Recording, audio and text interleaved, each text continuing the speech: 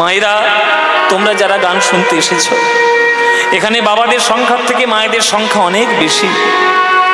এই কথাটা তোমরাই কেবলমাত্র উপলব্ধি করতে পারবে, আর কেউ পারবে না। একটা রমণী, একটা নারী চিরকালের মধ্যে সব থেকে আনন্দ পায় সেই দিনে, সব থেকে বেশি আনন্দ পায় কোন দিনে? যেদিন জানতে পারে যে একটা সন্তানের জননী হতে চলেছে। একটা সন্তানের জননী হতে চলেছে, যা জানতে পারলে তার মতো খুশি আর কখনো হবে না। সেই মাটা সারা জীবন চেষ্টা করে যায়, যদি ছেলের কোলে মাথা রেখে মরতে পারি আমার জীবনটা ধন্য হয়ে যাবে। তাহলে একটা ছেলের কোলে মা যদি মাথা রেখে মরে, মা ধন্য হয়ে যায়। কিন্তু মায়ের কোলে মাথা রেখে যদি সন্তান মরে যায়, এর থেকে বড় দুঃখ আর কেউ আছে না? কিচ্ছু আছে সেই দুঃখ ছাড়া? যে মায়ের কোলে সন্তান হারিয়েছে সে মা জানে, আর কেউ জানবে না, আর কেউ বুঝবে না। যে মায়ের সন্তান হারা হয়েছে সেই মা বুঝবে। সচিমা হলো সন্তান হারা মা। তার 8টা কন্যা সন্তান জন্ম নিয়েছিল, কিন্তু এক এক করে কোলের কাছে মাথা রেখে সব মরে গেছে। তার বড় ছেলে বিশ্বরূপ সন্ন্যাসী হয়ে চলে গেছে। তার স্বামী জগন্নাথ মিশ্র, তিনিও অল্প বয়সে চলে গেছে। নিমাইকে তাড়াতাড়ি বিয়ে দিল। প্রথম স্ত্রীর নাম লক্ষ্মীপ্রিয়া। সেই লক্ষ্মীপ্রিয়া চোখের সামনে সর্পদংশনে মৃত্যুবরণ করেছে। শেষ আশা ভরসা আমার নিমাই। তাই নিত্যানন্দ বলছে, নিমাই রে, তুই যদি মাকে ছেড়ে চলে যাস আমার মা আর বাঁচবে না। তুই কি সেইটা চাস মা মরে যায়? প্রভু বলছে, না দাদা, আমার মা মরে যাবে এটা আমি কখনো চাইতে পারি? আমি চাইবো না। কিন্তু শ্রীরাম না হলে তো আমি খেলাও করতে পারছি না, কি করি? মহা মুশকিল হলো। তখন নিত্যানন্দ বলছে, আমি আছি কি করতে? তোর এই দাদাটা আছে কি করতে? শোন নিমাই, ভারতবর্ষ প্রত্যেকটা জায়গা আমার ভ্রমণ করা আছে। তুই নবদ্বীপ থাক, আমি যাব বৃন্দাবনে। আমি বৃন্দাবন থেকে তোর শ্রীরামকে ধরে নিয়ে এসে তোর সামনে হাজির করব। তুমি আনতে পারবে দাদা? নিশ্চয়ই। যদি না নিয়ে আসতে পারি তাহলে আমার এই মুখ আর তোকে কোনোদিন আমি দেখাবো না। এত বড় কথা বলে দিলাম, যা। তখন মহাপ্রভু বলছে, বেশ, তাহলে তুমিই যাও, আমি তাহলে নবদ্বীপ থাকি, তুমি গিয়ে আমার শ্রীরাম সখাকে নিয়ে এসো। আজ নিত্যানন্দ চললেন ওই বৃন্দাবন ধামে, আর মহাপ্রভু রইলেন নবদ্বীপে। তো চলুন মায়েরা, নিত্যানন্দ যখন যাচ্ছে বৃন্দাবনে, তাহলে আমরাও একটু বৃন্দাবনে যাই। যাবেন নাকি বৃন্দাবন? যেতে চান বাবা? আপনার এখানে যারা যারা গান শুনছেন, কারা কারা বৃন্দাবন গেছেন হাত তুলুন। অনেকে গেছে। বৃন্দাবন কারা গিয়েছেন হাত তুলবেন? দর্শকরা কে হাত তুলছে? আচ্ছা বেশ, অনেকেই গিয়েছে বৃন্দাবনে। বৃন্দাবনে গেলে কি বলতে হয় মায়েরা? রাধে রাধে। ও সে কি হরি হরি বললে হবে না? রাম রাম, শ্যাম শ্যাম, কৃষ্ণ কৃষ্ণ। তাহলে কি বলতে হবে? রাধে রাধে। তাহলে চিন্তা করুন রাধারানীর ক্ষমতা কোথায়। বিশ্বব্রহ্মাণ্ডের মালিক কৃষ্ণ হয়েছেন, কিন্তু বৃন্দাবনের মালিক কৃষ্ণ হতে পারেননি। বৃন্দাবনের মালিক রাধারানী হয়ে দাঁড়িয়ে আছে। তাই বৃন্দাবনে আমরা যাব। চলুন মায়েরা, বৃন্দাবনে যখন যাবই, বৃন্দাবনে যাওয়ার সময় একটা ভজন গাইতে গাইতে বৃন্দাবনে যাব। গাইব ভজন না বাদ দেব? গাইব ভজন। তো চলুন একটা ভজন গাইতে গাইতে যাই। এই ভজনটা আমি সারেগামাপায় গিয়েছিলাম, আপনারা সবাই শুনেছেন। সেদিন টিভির পর্দায় শুনেছিলেন, আজকের আপনারা সামনে বসে আছেন, আপনাদের শোনাই ভজনটি। পায়োজি মেনে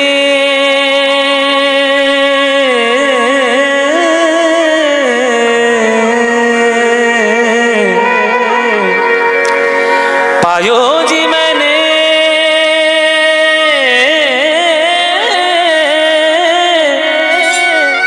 पायोजी मैंने पायोजी मैंने पायोजी मैंने राम रतन धन पायो। पायोजी मैंने राम रतन धन पाओ। ध्वनि हरि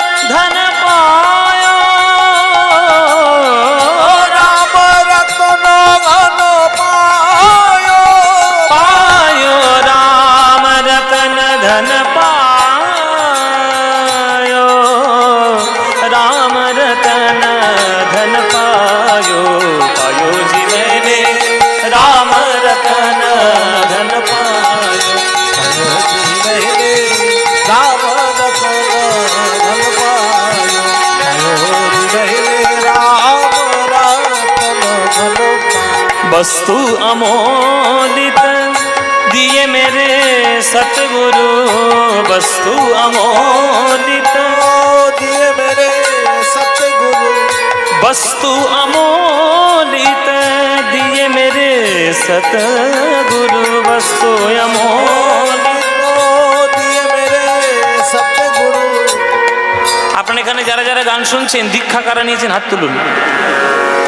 যারা যারা দীক্ষা নিয়েছেন, হ্যাঁ এবার একটু আলো হয়েছে, হ্যাঁ আচ্ছা বেশ, তাহলে মোটামুটি দেখতে পাচ্ছি সবাই আপনারা দীক্ষা নিয়েছেন।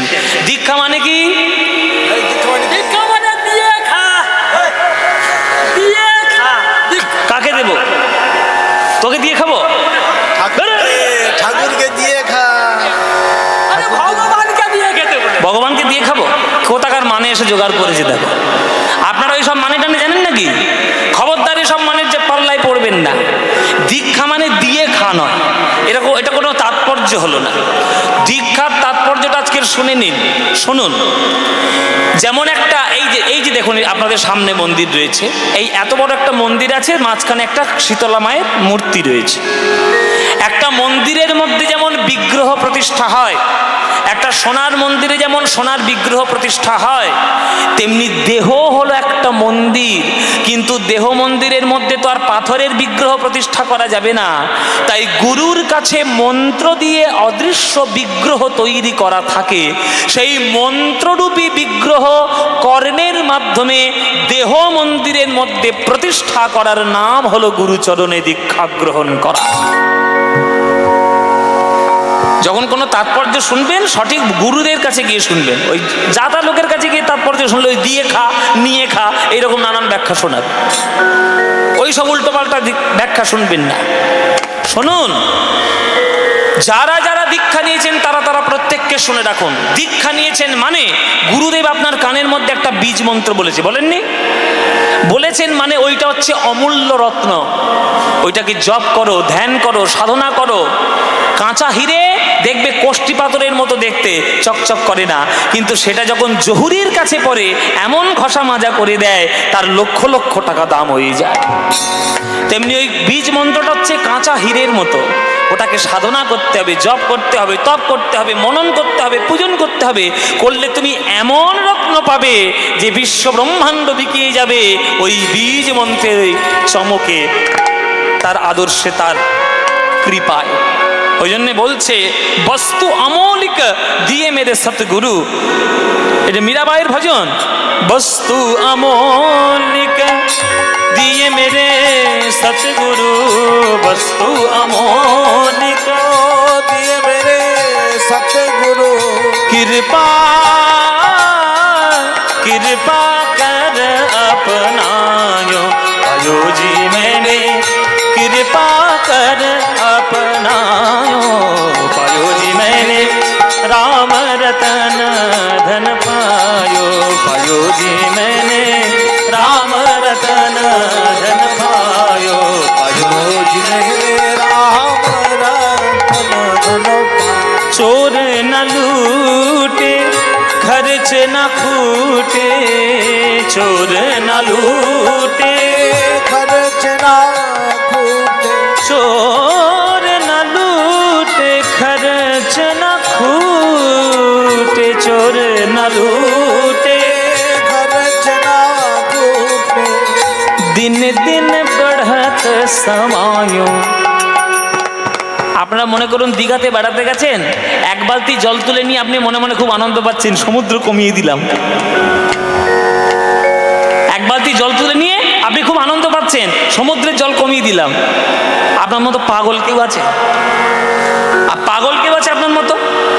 এক বালতি জল তুলে নিলে সমুদ্রের যেমন কিচ্ছু যায় আসে না, রাম হলো বিরাট কৃপার সমুদ্র।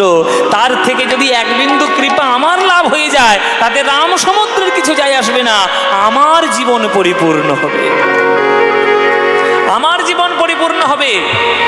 সুতরাং चोर न लूटे खर्च न खूटे, दिन दिन बढ़त समायो पायो जी मैंने, दिन दिन बढ़त समायो पायो जी मैंने राम रतन धन पायो पायो जी मैंने राम रतन धन पायो पायो जी मैंने राम रतन धन पायो।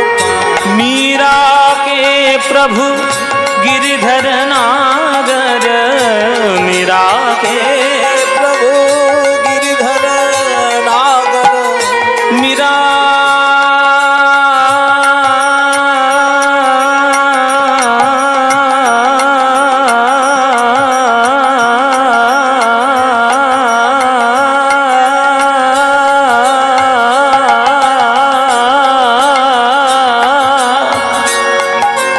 मीरा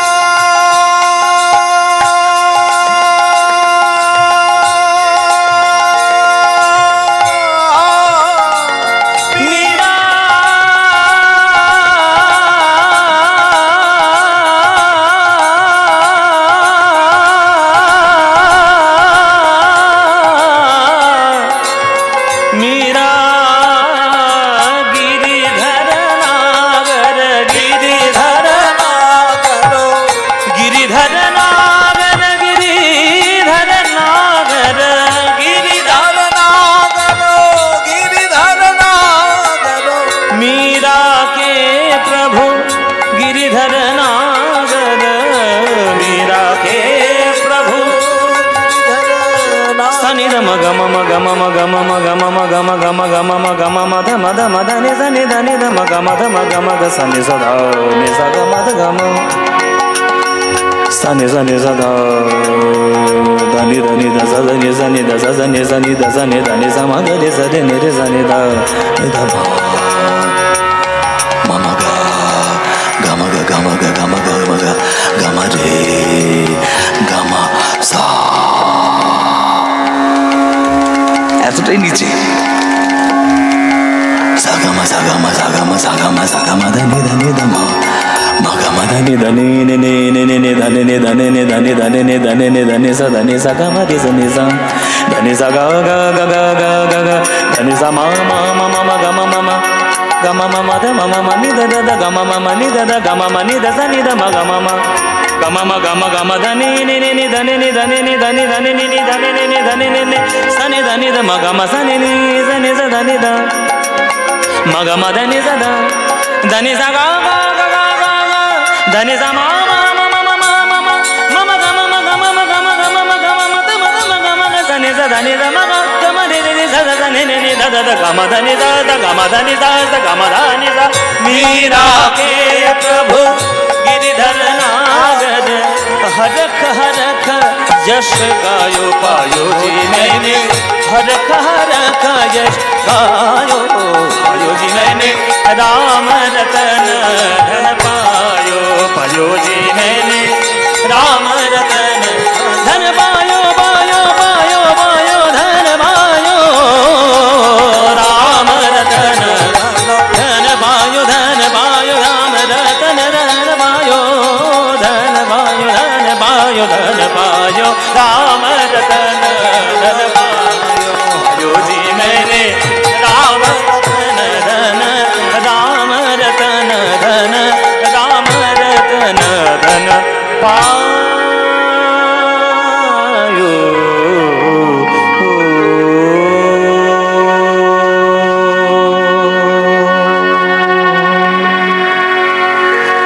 वृंदावनं सखी भूववितुनोति कीर्तिं यद् देवकी सुतपदाम्बुजलब्धलक्ष्मी गोविन्द वेणुमनुमत्तमयूरनृत्यं प्रेक्षादिसान्य परतान्य समस्तसत्त्वम्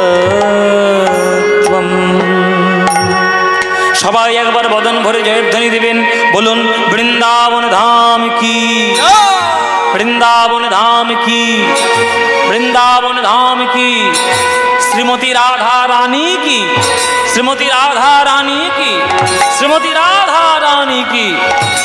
बोलो प्रेम से राधे राधे, बोलो राधे राधे, बोलो राधे राधे। আমরা কোথায় এলাম মায়েরা? বৃন্দাবনে। কার সঙ্গে সঙ্গে এলাম? কত ভালো কীর্তন শুনছে, এবার তো আমি কোষ্ঠী পাথরে ঘষে দেখবো কার সঙ্গে এলাম বাবা। একটা মা উত্তর দিয়েছে কিন্তু আমি শুনতে পেয়েছি, নিত্যানন্দের সঙ্গে আমরা বৃন্দাবন এলাম। আচ্ছা, কাকে খুঁজবো বলে বৃন্দাবনে এলাম? শ্রীরাম সখাকে। বাহ, এই তো আপনারা মন দিয়ে শুনছেন। এইরকম মন দিয়ে কীর্তন শুনলে আপনাদেরও শুনতে ভালো লাগবে আর আমাদেরও গাইতে ভালো লাগবে, তবেই না আদান প্রদান হবে। শ্রীরামকে খোঁজার জন্য নিত্যানন্দ এসেছেন বৃন্দাবনে। এখন সমস্যা হলো, দাপর যুগের বৃন্দাবন আর কলিযুগের বৃন্দাবন তো এক নয়। দাপর যুগের বৃন্দাবন মানে হচ্ছে ফুল গাছ জঙ্গল পাহাড় ঘেরা একটা গ্রাম, আর এখনকার দিনের কলিযুগের বৃন্দাবন মানে শুধু মন্দির আর মন্দির আর মন্দির, চারিদিকে হোটেল মন্দির নানান ধরনের সব কীর্তিকলাপ ছড়িয়ে রয়েছে। তো এখনকার বৃন্দাবন আর আগেকার বৃন্দাবন তো এক নয়। তো নিত্যানন্দ এসে মনে মনে ভাবছে, সর্বনাশ, বৃন্দাবন তো এলাম, কিন্তু এই বৃন্দাবনে শ্রীরাম কোথায় আছে আমি কি করে বুঝবো, কি করে জানবো? আর যদি না নিয়ে যেতে পারি, মুখ তো দেখাবো না বলেছি নিমাইকে, তাহলে কি হবে? তাহলে কি আর ফিরতে পারবো না? তখন নিত্যানন্দ একটা বুদ্ধি করলেন।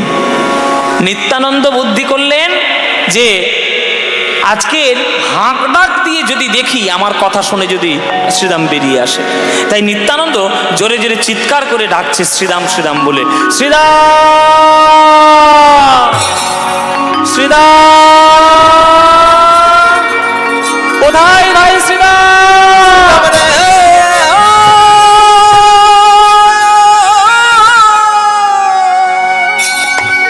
কোথায় ভাই তুই? একবার বেরিয়ে আয়, আমার নিমাই তোর জন্য পাগল, খেলা করতে পারছেন না তোকে ছাড়া, একবার বেরিয়ে আয়। সারা বৃন্দাবন তন্ন তন্ন করে খুঁজলো, কিন্তু পেল না বাবা। কেন পেল না? এইটাই তো আসল ঘটনা। গৌর শ্রীরামের মিলন লীলায় এইটা হচ্ছে আসল ঘটনা, যে শ্রীরাম কেন নবদ্বীপে আসেনি। এইটা না জানলে লীলাটার জানা হবে না।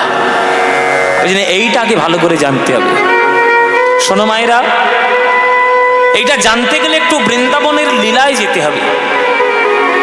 বৃন্দাবনে কৃষ্ণ 24 জন সখা নিয়ে খেলা করত প্রত্যেক দিন। এই 24টা বন্ধুর নাম আপনারা প্রত্যেককে জানেন? প্রত্যেকটা নাম আপনারা জানেন? কে কে জানেন হাত তুলুন।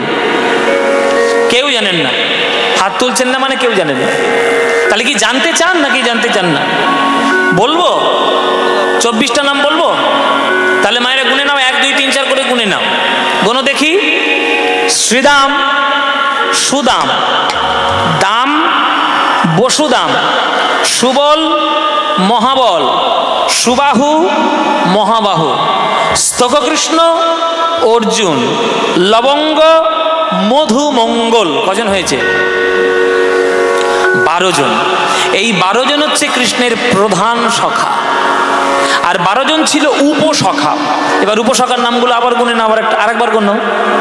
হলায়ুধ, বরুধপ, গন্ধর্ব, কিঙ্কিনী, অংশুমান, ভদ্রসেন, বসন্ত, বিলাসী, উজ্জ্বল, কপিল, কলবিঙ্ক, পুণ্ডরিক।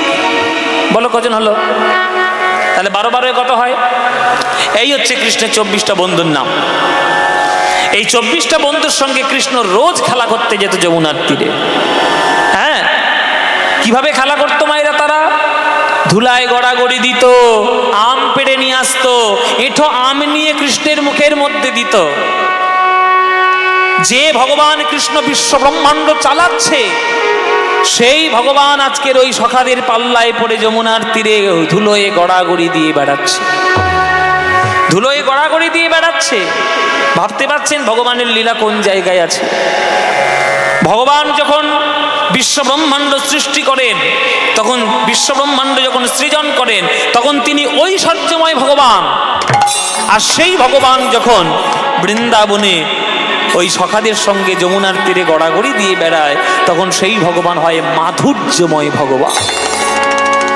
মাধুর্য আর ঐশ্বর্য আকাশ পাতাল পার্থক্য রয়েছে। এগুলো খুব কঠিন কঠিন কথা, আপনারা হয়তো অনেকে বুঝবেন অনেকে বুঝবেন না। সোজা ভাষায় আপনাদের তাহলে বোঝাতে হবে। যেমন রাষ্ট্রপতি যখন তার চেয়ারে বসেন তখন তিনি রাষ্ট্রপতি, তিনি ভারতবর্ষের দায়িত্ব নেন। আর রাষ্ট্রপতি যখন ঘরে যান তখন কি রাষ্ট্রপতির মতো আচরণ করেন? তখন সে কারোর বাবা, তখন সে কারোর স্বামী, তখন সে কারোর ছেলে, তখন বাড়ির লোকেদের সঙ্গে ভালোবাসায় এসে মিশে যায়। কিন্তু চেয়ারে যখন বসেন তখন সে ভারতবর্ষের রাষ্ট্রপতি। তাই বিশ্বব্রহ্মাণ্ডে যখন তিনি ক্রিয়েট করেন, তিনি যখন ক্রিয়েট করেন তখন তিনি ঐশ্বর্যপূর্ণ ভগবান। আর সেই ভগবান যখন প্রেমের পাল্লায় পড়ে বৃন্দাবনে তিনি খেলাধুলা করেন তখন তিনি হলেন মাধুর্যময় ভগবান। ওই জন্যই তো কাজী নজরুল ইসলাম গান লিখেছিলেন, খেলিছ এ বিশ্ব লয়ে বিরাট শিশু। তাই না? শুনেছেন তো গানটি? খেলিছ এ বিশ্ব, কি গানটা গাইবো? আবার গাইবো? এই গান বললেই এরা গাইতে বলছে, সর্বনাশ। এ তো শুনেছেন গান, আবার কত গাইব? তবুও শুনবেন? আচ্ছা, কাজী নজরুল ইসলামের একটা শ্রেষ্ঠ উপহার আমাদের প্রতি। আমরা কাজী নজরুল ইসলামকে চিনতে পারিনি, এটা আমাদের দুর্ভাগ্য। কিন্তু যারা চিনেছে তারা কাজী নজরুল ইসলামকে বুঝেছে। সম্প্রীতি কি হতে পারে, সাম্প্রদায়িকতার বিদ্বেষ ছাড়িয়ে মনুষ্যত্বের প্রেম কেমন হতে পারে, আমার নজরুল ইসলাম হচ্ছে তার উজ্জ্বল উদাহরণ। হ্যাঁ, মোরা এক বৃন্দে দুটি কুসুম, হিন্দু মুসলমান, মুসলিম তার নয়নমণি, হিন্দু তাহার প্রাণ। এটা শুধু একটা হিন্দু গাইলে চলবে না, এটা এই মুসলমানেরও গাইতে হবে। নজরুল ইসলাম সবার জন্য লিখে গেছেন, শুধু হিন্দুর জন্য লেখেননি, মুসলমানের জন্যও লিখেছেন। তাই তিনি সাম্প্রতিকতার অনেক ঊর্ধ্বে নজরুল ইসলাম। তাই তিনি হচ্ছেন মনুষ্যত্বের এক জ্বলন্ত উদাহরণ।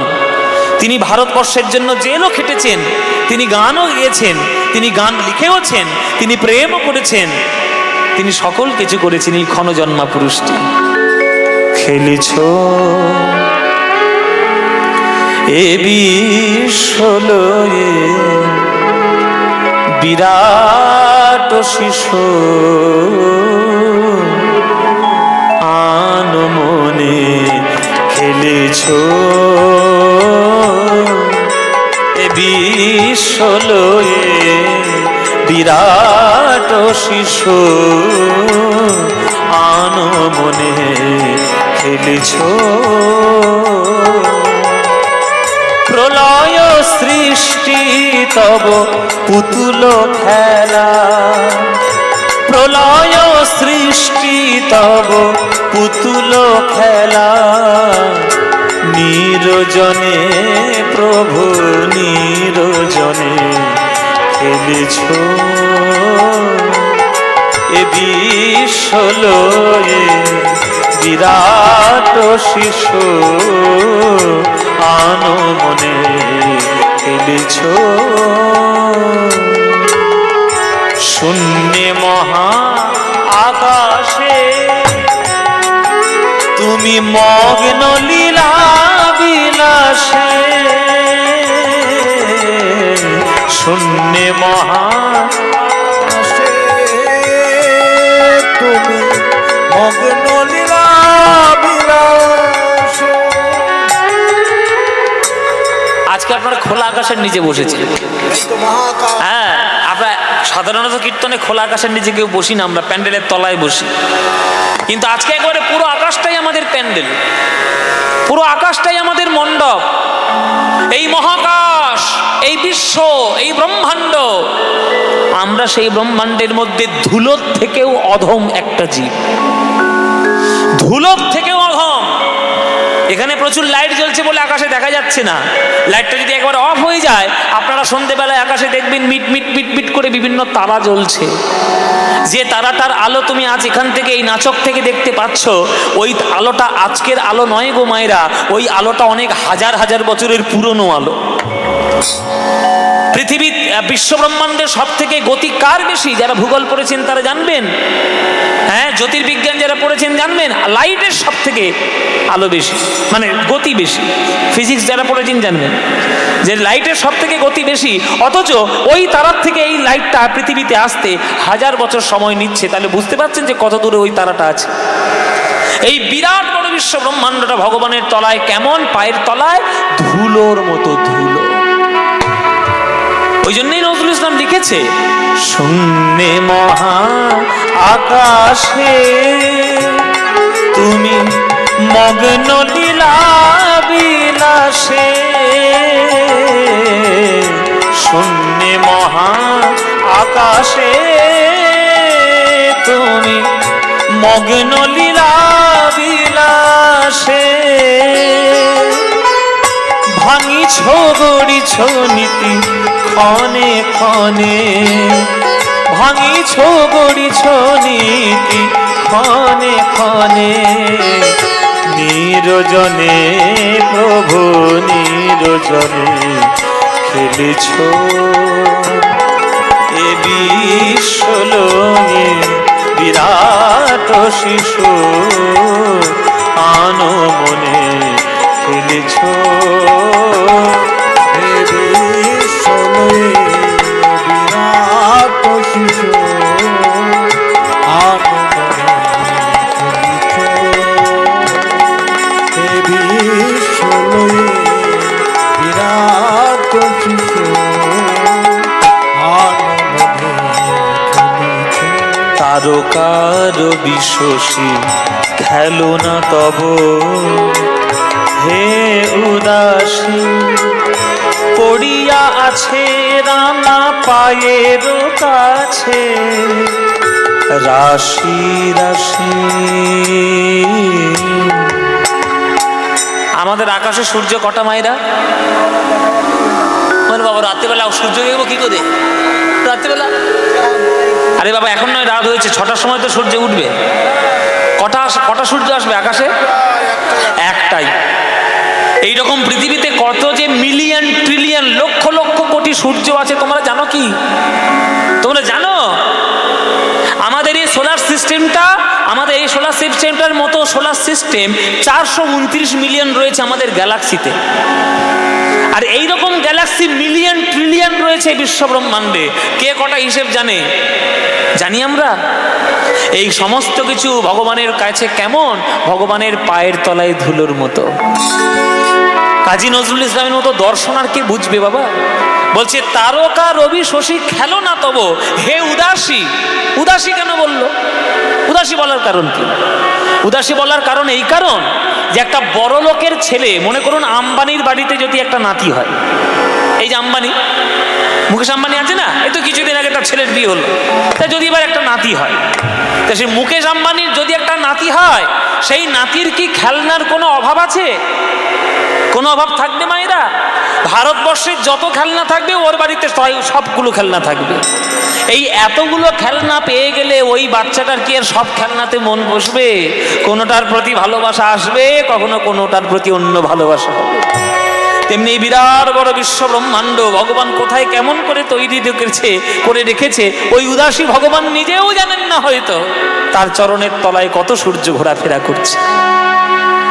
তারকার বিশ্বসে খেলো না তব হে উদাসী, পড়িয়া আছে রাঙা পায়ের কাছে রাশি রাশি। সারে গামা মা গামা মা গামা মা গামা মা গামা মা গামা মা গামা পাদা পাদা মা পা গামা পা মা গামা রে রে সা সাগা মাধা মাদা মাদা মাদানি সানি সাধা মাদানি রে রে রে রে রামা রে রে সা সারে গামা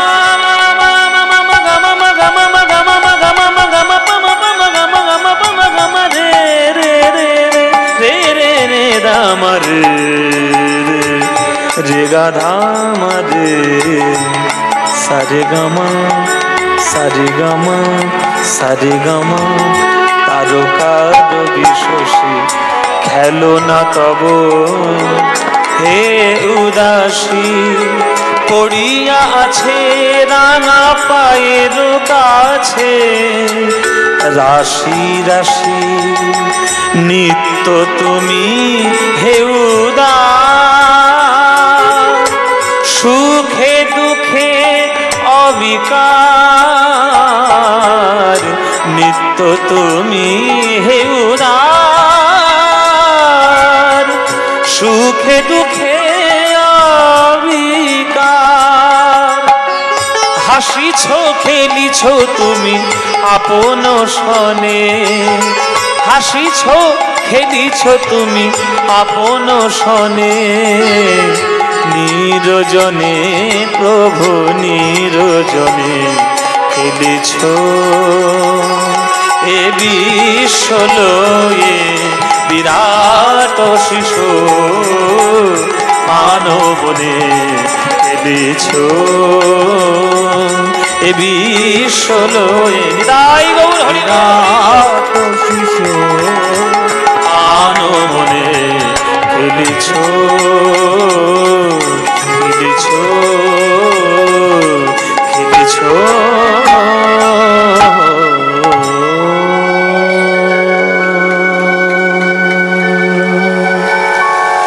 কাজী নজরুল ইসলামের গান। তাই ভগবান যখন খেলা করেন তিনি মাধুর্যপূর্ণ ভগবান, আর ভগবান যখন বিশ্ব রচনা করেন তখন ঐশ্বর্যশালী ভগবান। কিন্তু সেই শ্রীরাম সুদাম দাম বসুদাম সবাইয়ের সঙ্গে খেলা করেছে কৃষ্ণ। 1 বছর নয় 2 বছর নয়, প্রায় 10-12 বছরের মতো সবাইকে খেলায় মনোরঞ্জন করে ওই অক্রূরের রথে চেপে মথুরায় চলে গেল আমার কৃষ্ণ কংসকে বধ করার জন্য। আর কখনো সে বৃন্দাবনে ফিরে এলো না। তাই শ্রীরামের মনে অভিমান হলো যে কানাই, ভালোবাসা কি শুধু একটা হাতে হয়? 2 হাত না হলে যেমন তালি বাজানো যায় না, একতরফা ভালোবাসা হয় কি? আমি তোকে ভালোবাসবো আর তুই আমার কাছে আসবি না। এই বৃন্দাবন থেকে তুই চলে গেলি, আজ 100 বছরে পেরিয়ে গেল, তবুও তুই আমাদের কাছে এলি না। 100 বছর পর তুই নিমন্ত্রণ পত্র পাঠালি, প্রভাস যজ্ঞের নিমন্ত্রণ। তোর যাতে অসম্মান না হয় তাই আমি গেছিলাম তোর ওই প্রভাস যজ্ঞে। কিন্তু প্রভাস যজ্ঞ থেকে কেউ ফিরে এলো না, সবাই কৃষ্ণ অঙ্গে বিলীন হয়ে গেল। একমাত্র শ্রীরাম সখা ফিরে এলেন আবার বৃন্দাবনে, তিনি বিলীন হলেন না। তাহলে তিনি কোথায় থাকলেন? বৃন্দাবনের যে পাহাড়ে রয়েছে গিরি গোবর্ধন পাহাড়, ওই পাহাড়ের গুহার মধ্যে প্রবেশ করলেন আমার শ্রীরাম সখা। সামনে পাথরের বেদিতে বড় বড় গোল গোল গোটা গোটা ফলমূল রেখে, আর শ্রীরাম সখা গিরি গোবর্ধন গুহার মধ্যে নয়ন জলে কাঁদছে আর কানাই কানাই বলে ডাকছে। कहाँ मेरो भैया कन्हैया, तू दरस दिखाए जा। कहाँ मेरो भैया कन्हैया, तू दरस दिखाए जा।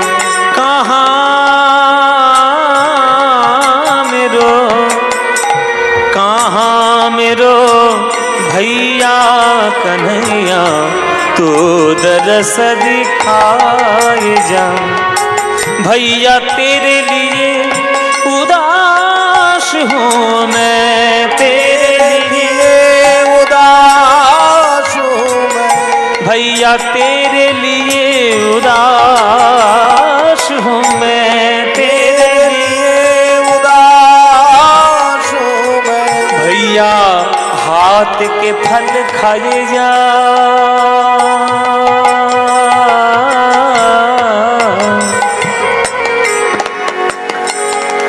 আপনারা টেলিপ্যাথি জানেন?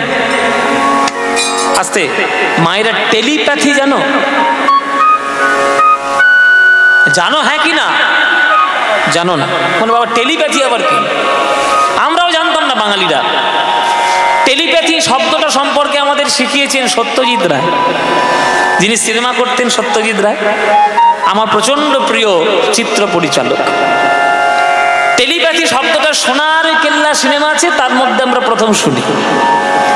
টেলিপ্যাথি শব্দের অর্থ হচ্ছে যে যাকে ভালোবাসে সে যদি তাকে মন দিয়ে তাকে স্মরণ করে, দূরে যতই থাক না কেন সেই লোকটার তার কথা মনে পড়ে। বৃন্দাবনে বসে বসে শ্রীরাম কাঁদছে, এদিকে নবদ্বীপে বসে বসে আমার গৌর কাঁদছে। দুজনেরই গানের সুর এক, দুজনেরই কথা এক। গৌর হরি কি গাইছেন? গৌর হরি নবদ্বীপে বসে বসে কেমন করে গাইছেন? কোথায় রে ভাই শ্রীরাম সখা, আয় রে কাছে আয়। কোথায় রে ভাই শ্রীরাম সখা, আয় রে কাছে। মহাপ্রভু গাইছে এটা। আর বৃন্দাবনে একই সুর গাইছে শ্রীরাম। কি বলছে? ভাষাটা আলাদা, হিন্দি ভাষা। কাহা মেরো भैया कन्हैया तू दरस दिखाए जा। कहाँ मेरो भैया कन्हैया तू दरस दिखाए। भैया तेरे लिए उदास हूँ मैं, तेरे लिए उदास हूँ मैं। हाथ के फल खाए जा।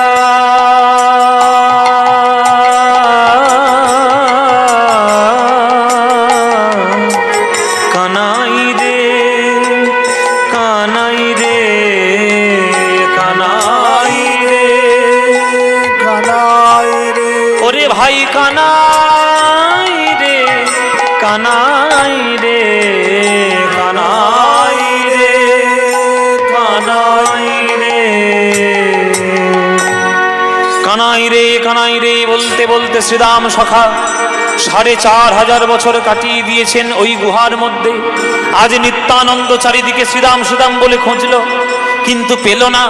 তাই হাহুতাশ করে হতাশ হয়ে আজ বসে পড়ল আমার নিত্যানন্দ গিরি গোবর্ধনের গায়ে হেলান দিয়ে। ও মায়েরা, রাখে হরি মারে কে, আর মারে হরি রাখে কে? জেনে রাখবেন, আপনি যতই হম্বিতম্বি করুন আর যতই কর্তাগিরি ফলান, ভগবানের কৃপা যতক্ষণ না হচ্ছে ততক্ষণ আপনি কোনো কিছুই পাওয়ার যোগ্য নন। দেখুন নিত্যানন্দ, ভগবানের কেমন লীলা দেখুন। নিত্যানন্দ চারিদিকে খুঁজে এলো, পেল না, হেলান দিয়ে বসলো গিরি গোবর্ধনের গায়ে। কেন অন্য কোনো গাছ দেখতে পায়নি তার গায়ে হেলান দেবে? অন্য কোনো জায়গা পেল না হেলান দেওয়া? ও দেখে দেখে ওই গিরি গোবর্ধনের গায়ে হেলান দিল। কেন না, এইটাই ভগবানের ইচ্ছা। কেননা যে জায়গাটাতে হেলান দিয়েছে ওই জায়গাটাই হচ্ছে গিরি গোবর্ধনের গুহার মুখ। কিন্তু বাইরে থেকে বোঝা যাচ্ছে না, ধুলোবালি আর লতা পাতায় জমাট হয়ে আছে। এইবার হেলান দিতে গিয়ে নিত্যানন্দের কানটা পড়েছে দেওয়ালের গায়ে। এবার যেই দেওয়ালের গায়ে পড়েছে ওই পাথরের মধ্যে নিত্যানন্দ গুনগুন গুনগুন করে একটা আওয়াজ পাচ্ছে। পাথরের মধ্যে দিকে কেমন করে আওয়াজ পাচ্ছে? কেমন করে? একদম ক্ষীণ শব্দ।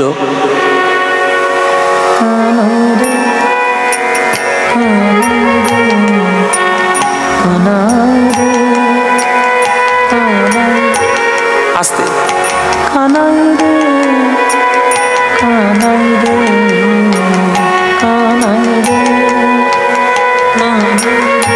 ভেতরে জোরে জোরে হচ্ছে কানাই রে কানাই রে কানাই রে কানাই রে। আর বাইরে কানাই রে কানাই রে কানাই রে।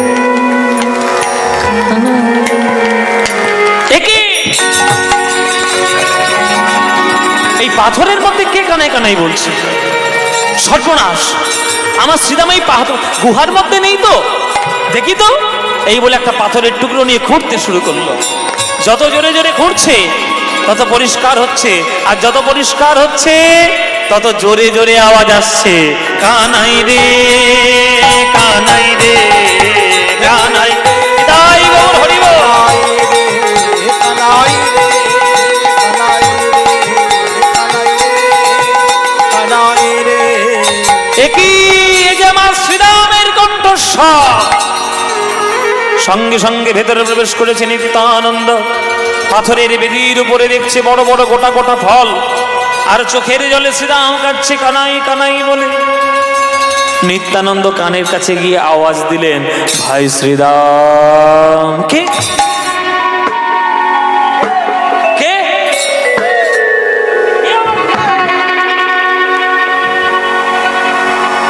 আমি তো দেখতে পাচ্ছি না, কে তুমি? নিত্যানন্দ বলছে, আমায় চিনতে পারলি না ভাই? আমি তো তোর দাদা বলাই দাদা। এতদিন পরে এই ভাইয়ের কথা মনে পড়েছে দাদা। এতদিন পর দেখতে এসছো, ভাই মরেছে না বেঁচে আছে? সেই যে প্রভার যজ্ঞ থেকে চলে গেলে আর তোমাদের সঙ্গে দেখা নেই, আর এই বৃন্দাবনের গুহার মধ্যে আমি এতদিন ধরে আমি কাঁদছি দাদা। বলো দাদা, বলো দাদা, আমার কানাই কেমন আছে দাদা? যতই রাগারাগি মনে মনে রাগ হোক, ভালো তো বাসে, তাই ভালো চিন্তা করছে, ভালো খবর নিচ্ছে। তখন নিত্যানন্দ বলছে, তুই তো 4500 বছর এই গুহার মধ্যে আছিস, তুই কি করে বুঝবি কানাই কেমন আছে? শোন, তোর কানাই নতুন করে জন্মগ্রহণ করেছে নবদ্বীপে। নবদ্বীপে তৈরি করেছে নববৃন্দাবন। নববৃন্দাবনে হবে গোষ্ঠলীলা খেলা। তুই তো না গেলে গোষ্ঠলীলা হবে না, তাই কানাই আমাকে পাঠিয়ে দিয়েছে আমি যাতে তোকে নিয়ে যাই। তখন শ্রীরাম বলছে, দাদা তুমি ফিরে যাও, আমি নবদ্বীপে যাব না। কেন যাবি না? বলে, ভাই কানাইয়ের টানে টানে শুধু আমরাই যাব, কই কানাই তো একবারও আমার টানে ছুটে আসে না। সে যদি আমায় ভালোবাসতো নিজে আসতো, তোমায় পাঠিয়ে দিত না। ওই রকম একটান ভালোবাসার আমার দরকার নেই। দরকার হলে কাঁদতে কাঁদতে বৃন্দাবনে বসে আমি মরে যাব, কিন্তু কানাই না এলে কানাইয়ের কাছে আমি যাব না। তখন নিত্যানন্দ বলছে, শ্রীরাম অভিমান বেশি ভালো নয়। কানাই যদি আসে, কানাইয়ের নতুন নাম হয়েছে নিমাই, আর নিমাইয়ের মা হচ্ছে সচিমা। যশোদা মা যিনি বৃন্দাবনের, তিনি হলেন সচিমা। সেই সচিমায়ের 8টা কন্যা সন্তান মরেছে, একটা ছেলে চলে গেছে, স্বামী হারা হয়েছে, বৌমা হারা হয়েছে। নিমাইও যদি চলে আসে, আমার মা তৎক্ষণাৎ মরে যাবে। তুই কি সেইটাই চাস? বল তুই কি চাস? মা চোখের জলে কেঁদে কেঁদে মরে যাক, তুই সেইটাই চাস? তখন শ্রীরাম বলছে, না দাদা, আমি অভিমানী হতে পারি, আমি স্বার্থপর নই। আমার জন্য আমার মা মরে যাবে, কানাইয়ের মা মরে যাবে, নিমাইয়ের মা মরে যাবে, এটা আমি কোনোদিন চাইব না। বেশ দাদা, তুমি যখন আমায় আজ আজ্ঞা দিলে, তুমি আমার গুরুজন, তুমি আমার দাদা, আমি আজ থেকে অভিমান ত্যাগ করলাম। ভালোবাসার খাতিরে আমি না হয় আমাকে নিজেকে একটু ছোটই করলাম, আমি অভিমান ত্যাগ করলাম। দাদা বলো কোথায় যেতে হবে, চলো আমি তোমার সঙ্গে নদী যাব, তোমার সঙ্গে নদী যাব, তোমার সঙ্গে নদী যাব, তোমার সঙ্গে নদী যাব। ভাই কানাইয়ের লীলা হেরব, তোমার সঙ্গে নদী যাব। ভাই কানাইয়ের লীলা হেরব, তোমার সঙ্গে নদী যাব। ওই ভাই কানাইয়ের লীলা হেরব, তোমার সঙ্গে নদী যাব। ভাই কানাইয়ের লীলা হেরব, তোমার সঙ্গে নদী যাব। এই যে কথাবার্তাগুলো নিত্যানন্দের সঙ্গে শ্রীরামের হচ্ছে মাইরা, এগুলো কোথায় হচ্ছে? কোথায় হচ্ছে মাইরা? গুহার ভেতরে হচ্ছে। আজকের আমার কীর্তন শুনবেন বলে দেখুন কতগুলো 1000 হ্যালোজিন আমার মুখে মেরেছে, ডিজে লাইট, কত উজ্জ্বল উজ্জ্বল আলো, কিন্তু গুহার মধ্যে কোনো হ্যালোজিন ছিল? গুহার ভেতর অন্ধকার। তোমার সঙ্গে নদে যাব এ কথা বলে যেই বাইরে এসেছে, শ্রীরাম দেখছে নিত্যানন্দ নেই।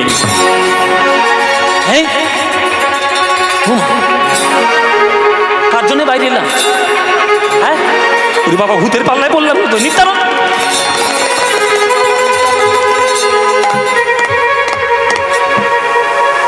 তখন নিত্যানন্দ ডাকছে, এ শ্রীরাম এদিকে দেখ। হ্যাঁ ও দাদা তুমি এত ছোট হয়ে গেলে কি করে গো? বলে তা তুই দাপর যুগের ছেলে আর আমি কলি যুগের লোক, ছোট আমি হব না? দাপর যুগের লোক 7 হাত লম্বা আর কলি যুগের মানুষ 3.5 হাত লম্বা। তাহলে শ্রীরাম যদি 7 হাত হয় তাহলে নিত্যানন্দ 3.5 হাত কোমরের নিচে, এত ছোট। তখন শ্রীরাম বলছে সর্বনাশ, তাহলে আমার এত বড় দেহটাকে আমি কি করে নিয়ে যাব? আমাকে দেখলেই তো লোকে পালাবে, বলবে দৈত্য আসছে, রাক্ষস আসছে। তখন নিত্যানন্দ বলছে তোর শরীরটাকে ছোট করতে হবে। হ্যাঁ ছোট করবে মানে? বাবা কেটে কেটে বাদ দেবে নাকি? বলে কেন বাদ দেবো কেন? মনে আছে শ্রীরাম বৃন্দাবনে যখন খেলা করতাম, খেলায় হেরে গিয়ে তুই আমায় কাঁধে নিতিস? মানে হ্যাঁ তা মনে আছে, ওগুলো কি আর ভোলা যায়? খেলার কথা কি আর ভোলা যায়? আহা কি মনে, কি হাসি না, খুব হাসি হচ্ছে। মনে আছে তো?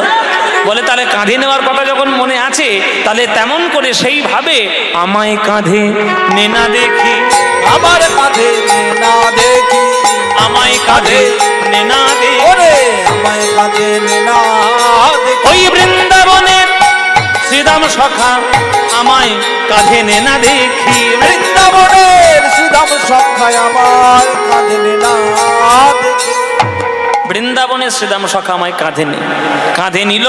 বলে কি করব? বলে গিরি গোবর্ধন ছুটে আয়। গিরি গোবর্ধন প্রদক্ষিণ করে এলো, আর সেই সময় নিত্যানন্দ তার শরীরের চাপ দিল। এমন চাপ দিলেন বাবা, ওই মোমের পুতুলের মতো শ্রীরাম খানিকটা ছোট হয়ে গেল। এই সব কথা এখনকার দিনে ছেলেমেয়েরা বিশ্বাস করবে? বলে গাঁজা খেয়ে কীর্তন করতে এসছে নাকি?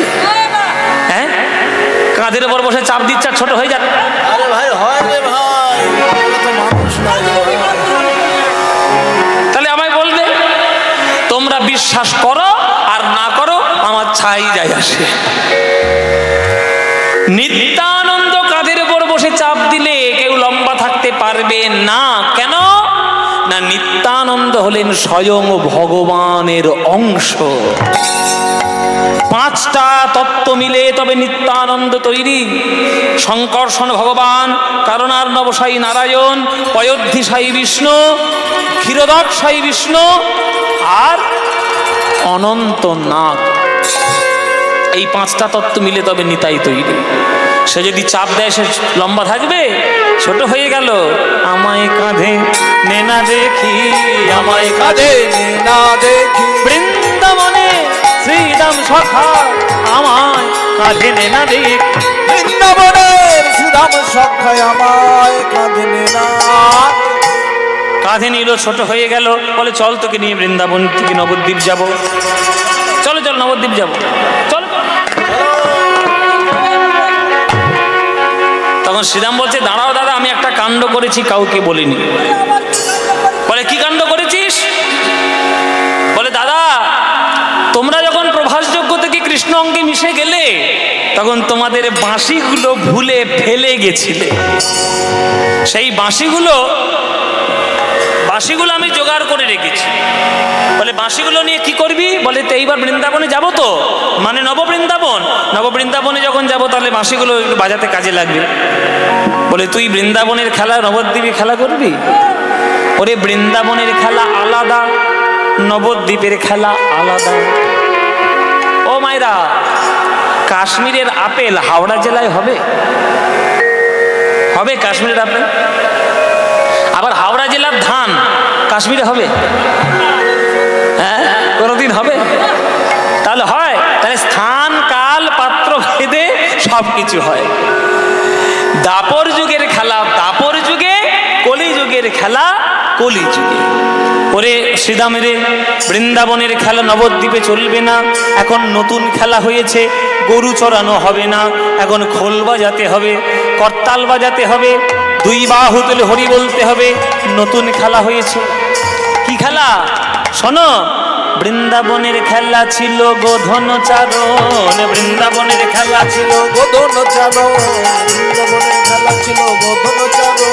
আরে নবদ্বীপের খেলা হলো নাম সংকীর্তন, নবদ্বীপের খেলা হলো নাম সংকীর্তন, নবদ্বীপের খেলা হলো নাম সংকীর্তন, নবদ্বীপের খেলা হলো নাম সংকীর্তন। অমধুর বৃন্দাবনের খেলা ছিল মুরলী বাদন, বৃন্দাবনের খেলা ছিল মুরলী বাদন, আর নবদ্বীপের খেলা হলো মৃদঙ্গ বাদন। নবদ্বীপের খেলা হলো মৃদঙ্গ বাদন, নবদ্বীপের খেলা হলো মৃদঙ্গ বাদন। বৃন্দাবনের খেলা ছিল মাঠে দৌড়া দৌড়ি, বৃন্দাবনের খেলা ছিল মাঠে দৌড়া দৌড়ি। আরে বৃন্দাবনের খেলা ছিল মাঠে দৌড়া দৌড়ি, বৃন্দাবনের খেলা ছিল মাঠে দৌড়া দৌড়ি। আর নবদ্বীপের খেলা হলো ধুলায় গড়াগড়ি, কলিযুগের খেলা হলো ধুলায় গড়াগড়ি। ভক্তপদ ধুলি, ভক্তপদ ধুলি, তাহে মোর স্নান কেলি ভক্তপদ ধুলি, তাহে মোর স্নান কেলি ভক্তপদ ধুলি। বৃন্দাবনের খেলা ছিল সিংহাবাদন, বৃন্দাবনের খেলা ছিল সিংহাবাদন। আর কলিযুগের খেলা হলো নামেতে রোদন, কলিযুগের খেলা হলো নামেতে রোদন। তাই এক একটা যুগের খেলা এক এক রকম, কোন যুগের খেলার সঙ্গে কোন যুগের খেলা মিলবে না। তখন শ্রীরাম বলছে, দাদা তাহলে বাঁশিগুলো জোগাড় করেছি, কি করব? কি আর করবি, ও যমুনার জলে ভাসিয়ে দে, যমুনার জলে ভাসিয়ে দে, বাঁশিগুলো নিবি আর যমুনা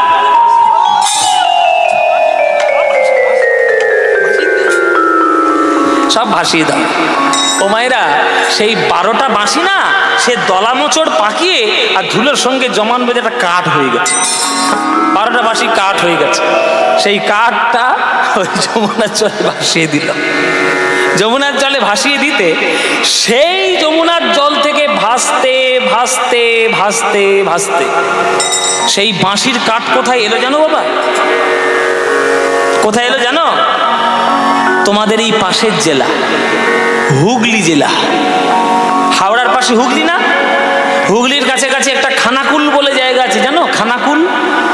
ওই খানাকুলের কাছাকাছি একটা নদী আছে, এখন অল্প অল্প আছে, আগে একটু বেশি ছিল। সেই নদীটার নাম হচ্ছে কানা নদী। কি বললাম মায়েরা? কানা নদীটা কানা কিনা জানি না, নামটা কানা নদী। ওই কানা নদীতে ভাসতে ভাসতে ওই বাঁশির কাঠটা এসেছিল পরবর্তীকালে। পরবর্তীকালে কার কাছে এলো? পরবর্তীকালে ওই হুগলি জেলাতেই শ্রীরাম সখা থাকতেন, তারই পাটবাড়িতে চলে এলো সামনাসামনি, এখনো রাখা আছে। আর কিছুক্ষণ পর গানটা শেষ করে আমি ঠিকানা বলে দেবো, ঠিকানা বলে দিলে ঘুরে আসবেন।